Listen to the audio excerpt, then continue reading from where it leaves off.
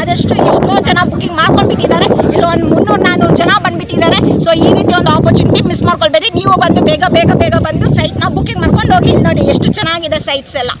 ಇವತ್ತು ನಾವು site visiting ಬಂದಿದ್ದೀರಿ. ಸೊ ಈ ಒಂದು ಸೈಟನ್ನ ನೀವು ಫುಲ್ಲಾಗಿ ನೋಡಿ.